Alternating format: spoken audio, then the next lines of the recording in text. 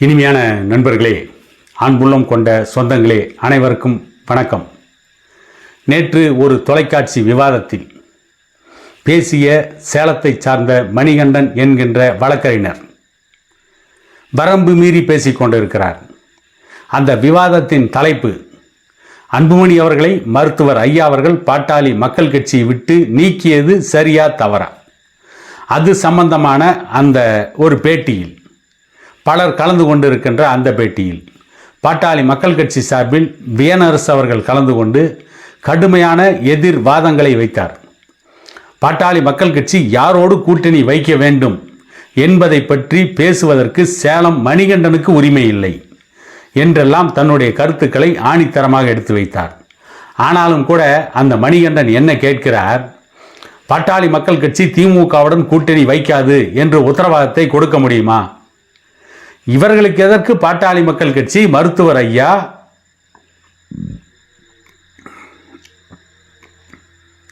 திமுகவுடன் கூட்டணி வைக்க மாட்டோம் என்று உத்தரவாதம் கொடுக்க வேண்டும்? யாரோடு கூட்டணி என்பதை இன்னும் மருத்துவர் ஐயா முடிவு செய்யவில்லை. இந்த சேலம் வழக்கறிஞர் மணிகண்டனுக்கு பாட்டாளி மக்கள் கட்சியின் நிறுவனர், பாட்டாளி மக்கள் கட்சியின் தலைவர் மருத்துவர் ஐயா அவர்கள் எதற்கு உத்தரவாதம் கொடுக்க வேண்டும்? யாரோடு கூட்டணி வைக்க வேண்டும் என்கின்ற ஒரு முழு உரிமையை பாட்டாளி மக்கள் கட்சியின் பொதுக்குழு மருத்துவர் ஐயா அவர்களுக்கு கொடுத்திருக்கிறது. மருத்துவர் ஐயா அவர்களே இன்னும் யாரோடு கூட்டணி என்பதை அறிவிக்கவில்லை, இன்னும் அவர் முடிவே எடுக்கவில்லை என்று சொல்லப்படுகிறது. இப்பொழுது அன்புமணி அவர்கள் மீது நடவடிக்கை எடுத்திருக்கிறார். அதற்கு அடுத்து இது சம்பந்தமான பல வேலைகள் இருக்கிறது. இது சம்பந்தமான சட்ட பிரச்சனைகள் வந்தால் அதை சந்திக்க வேண்டிய தேவை இருக்கிறது. இப்படி எவ்வளவோ வேலைகள் இருக்கிறது. தேர்தலை நோக்கி பாட்டாளி மக்கள் கட்சியை தயார்படுத்த வேண்டிய ஒரு முக்கியமான வேலை மருத்துவர் ஐயா அவர்களுக்கு இருக்கிறது. தேர்தலில் வெற்றி பெறக்கூடிய சூழ்நிலையை உருவாக்க வேண்டிய ஒரு தேவை இருக்கிறது. அதையெல்லாம் மருத்துவர் ஐயா அவர்கள் யோசித்து கொண்டிருக்கிறார். அதற்காக கட்சிக்காரர்களுக்கு பல வேலைகளை கொடுத்து கொண்டிருக்கிறார். இப்படிப்பட்ட சூழ்நிலையில் மருத்துவர் ஐயா அவர்கள் யாரோடு கூட்டணி வைக்கப் போகிறோம் என்றெல்லாம் இப்பொழுதே வெளிப்படையாக சொல்ல வேண்டும் என்று எந்த அவசியம் அவருக்கு இல்லை. இந்த சேலம் மணிகண்டனுக்கு என்ன ஒரே ஒரு ஆசை என்று கேட்டால், அந்த சேலம் மணிகண்டன் என்கின்ற வக்கீல் பாரதிய ஜனதா கட்சிக்கு ஆதரவானவர். அவர் என்ன எதிர்பார்க்கிறார்?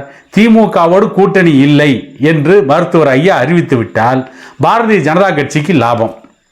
பாரதிய ஜனதா கட்சிக்கு என்ன லாபம் என்று கேட்டால், அதிமுக பாரதிய ஜனதா கட்சி கூட்டணிக்கு மருத்துவர் ஐயா அவர்கள் வந்துவிட்டால் பாரதிய ஜனதா கட்சி போட்டியிடுகின்ற தொகுதிகளில் இன்னும் அதிகமான ஓட்டுக்களை வாங்குவார்கள்.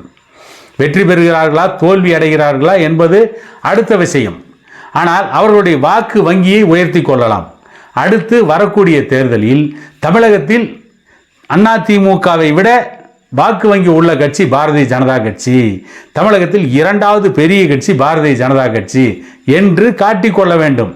அந்த நோக்கத்திற்காகத்தான் பாட்டாளி மக்கள் கட்சியுடைய நிறுவனர் டாக்டர் ஐயா அவர்கள் திமுகவுடன் கூட்டணி இல்லை என்று சொல்வாரா? மருத்துவர் ஐயா அவர்கள் முடிவெடுத்து விட்டால் கண்டிப்பாக சொல்வார். எந்த கட்சியோடு கூட்டணி என்று சொல்வார். கூட்டணி யாரோடு என்று முடிவெடுத்து அவர்களோடு பேசியதற்கு பிறகு, அந்த முடிவை இறுதி செய்துவிட்ட பிறகு, அந்த இறுதி முடிவுக்கு பிறகு யாரோடு கூட்டணி, எத்தனை தொகுதிகள் என்பதையெல்லாம் அவர் பகிரங்கமாக அறிவிக்கின்ற பொழுது அவர் வைத்த கூட்டணி சரியா அல்லது தவறா என்று கருத்தியல் களத்திலே யாரும் விவாதிக்கலாம். பாட்டாளி மக்கள் கட்சி வைக்கின்ற கூட்டணி சரியா தவறா என்று சொல்கின்ற உரிமைத்தான் யாருக்குமே இருக்கிறதே தவிர, ஜனநாயகம் அந்த உரிமையைத்தான் வழங்கி இருக்கிறதே தவிர, பாட்டாளி மக்கள் கட்சியுடைய நிறுவனர் டாக்டர் ஐயா திமுகவுடன் கூட்டணி வைக்க மாட்டேன் என்று மற்றவர்களுக்கு உறுதி கொடுக்க வேண்டும் என்று எந்த உரிமையும் ஜனநாயகமும் இந்த மக்களாட்சியும் எந்த கட்சிக்கும் எந்த தனிநபருக்கும் கொடுத்து விடவில்லை. திட்டமிட்டு வேண்டுமென்று மருத்துவர் ஐயாவுடைய பெயருக்கு புகழுக்கு களங்கம் ஏற்படுத்த வேண்டும் என்பதற்காகவே திமுக ஆட்சி இன்றைக்கு பல எதிர்ப்புகளை சந்தித்துக் கொண்டிருக்கிறது. திமுக ஆட்சி பல மக்கள் விரோத திட்டங்களை நடைமுறைப்படுத்தி இருக்கிறது. திமுக ஆட்சியின் மீது மக்களுக்கு மிகப்பெரிய வெறுப்பு உணர்வு இருக்கிறது. அதை நாம் மறுக்கவில்லை, இருக்கிறது என்பதை ஒப்புக்கொள்கிறோம். ஆனால் அதை காரணம் காட்டி பாட்டாளி மக்கள் கட்சி திமுகவோடு கூட்டணி வைக்காது என்று உத்தரவாதம் கொடுப்பீர்களா என்றெல்லாம் கேள்வி கேட்பது ஒரு ஜனநாயக விரோத நடவடிக்கை. பாட்டாளி மக்கள் கட்சியின் நிறுவனர் டாக்டர் ஐயாவிற்கு யாரும் உத்தரவு போட முடியாது. உத்தரவு போடக்கூடிய உரிமை யாருக்கும் கிடையாது. அவர் முடிவெடுப்பார். அவருக்கு முடிவெடுக்கின்ற அதிகாரத்தை பாட்டாளி மக்கள் கட்சியின் லட்சோப லட்சம் தொண்டர்களும் பாட்டாளி மக்கள் கட்சியின் பொதுக்குழுவும் கொடுத்திருக்கிறது. அவர் சரியான முடிவெடுப்பார் என்று அந்த பொதுக்குழு நம்பியதால் அவருக்கு அந்த உரிமையை கொடுத்திருக்கிறது. அந்த உரிமையை அவர் சரியாக பயன்படுத்தி சரியான ஒரு தேர்தல் கூட்டணியை அமைப்பார். தமிழக மக்கள் நலன் சார்ந்து, அதற்கு அடுத்து பாட்டாளி மக்கள் கட்சியின் வளர்ச்சியை சார்ந்து, பாட்டாளி மக்கள் கட்சியின் நலம் சார்ந்து, இந்த மண்ணின் நலம் சார்ந்துதான் மருத்துவர் ஐயா முடிவெடுப்பாரோ தவிர ஒரு தனிப்பட்ட மனிதனின் விருப்பு வெறுப்பு அடிப்படையில் மருத்துவர் ஐயா அவர்கள் கூட்டணியை பற்றி முடிவு செய்ய மாட்டார்.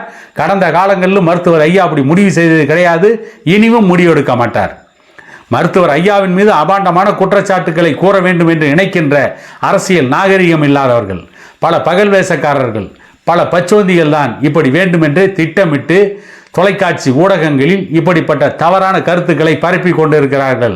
மருத்துவர் ஐயா அவர்கள் திமுகவோடு கூட்டணி வைக்கப் போகிறார், திமுகவோடு பேரம் பேசிவிட்டார் என்றெல்லாம் வேண்டுமென்றே திட்டமிட்டு பொய்யை பரப்பி கொண்டிருக்கிறார்கள். யாரோடு கூட்டணி, எப்போது கூட்டணி, ஏன் கூட்டணி, எதற்காக கூட்டணி என்பதை அவர் தெள்ள தெளிவாக அறிவிப்பார். அவர் கூட்டணி வைத்தால் கூட குறைந்தபட்ச செயல் திட்டத்தின் அடிப்படையில் தான் கூட்டணி வைப்பாரே தவிர இன்றைக்கு அதிமுகவோடு கூட்டணி வைத்திருக்கின்ற பாரதிய ஜனதா கட்சி அந்த கூட்டணி கட்சிக்குள்ளேயே குழப்பத்தை ஏற்படுத்தி கொண்டிருக்கிறார்களே. எடப்பாடி பழனிசாமி அதிமுகவின் பொதுச் செயலாளர், அவர்களோடு கூட்டணி வைத்திருக்கிறது பாரதிய ஜனதா கட்சி.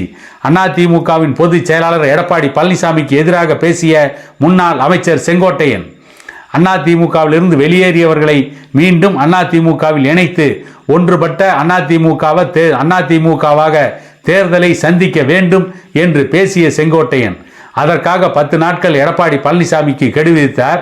எடப்பாடி பழனிசாமி உடனடியாக செங்கோட்டையன் அவர்களை அந்த கட்சியினுடைய அனைத்து பொறுப்புகளிலிருந்தும் அனைத்து பதவிகளிலிருந்தும் அவரை நீக்கிவிட்டார். அந்த மோதல் இன்றைக்கு அதிமுகவில் நடந்து கொண்டிருக்கிறது.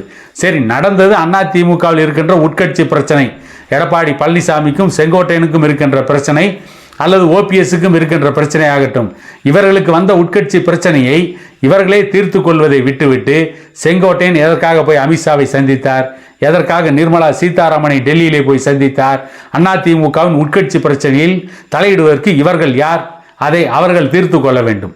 அவர்களே சமரசம் செய்து கொள்வார்கள். நீங்கள் டெல்லிக்கு அழைத்து ஏன் பஞ்சாயத்து செய்கிறீர்கள்? அப்படி என்றால் அதிமுகவை சின்னாபின்னமாக்க வேண்டும் என்று நினைக்கிறதா பாரதிய ஜனதா கட்சி என்று நான் கேட்கவில்லை, பல ஊடகங்கள் கேட்டுக்கொண்டிருக்கிறார்கள். ஆகவே தமிழக அரசியலில் தான் கோலைச்ச வேண்டும். தமிழக அரசியலில் எப்படியாவது ஒரு மிகப்பெரிய முக்கிய இடத்தை பிடிக்க வேண்டும், எப்படியாவது 2ஆம் இடத்திற்கு வர வேண்டும் என்று நினைக்கின்ற பாரதிய ஜனதா கட்சி, பாரதிய ஜனதா கட்சியின் ஆதரவாளர்கள் திட்டமிட்டே மருத்துவர் ஐயா மீதும் இப்படிப்பட்ட ஒரு தவறான பிரச்சாரத்தை கட்டவிழ்த்து விட்டு கொண்டிருக்கிறார்கள். இப்படிப்பட்ட ஒரு அவதூறான பிரச்சாரத்தை தொடர்ந்து நடத்தி கொண்டிருக்கிறார்கள். ஏனென்று கேட்டால் தந்தி டிவி நடத்திய விவாதம், அன்புமணி அவர்களை பாட்டாளி மக்கள் கட்சியிலிருந்து நீக்கியது சரியா தவறா, நீக்குவதற்கு மருத்துவர் ஐயா அவர்களுக்கு உரிமை இருக்கிறதா இல்லையா என்பதை பற்றித்தான் அந்த விவாதம் நடந்தது.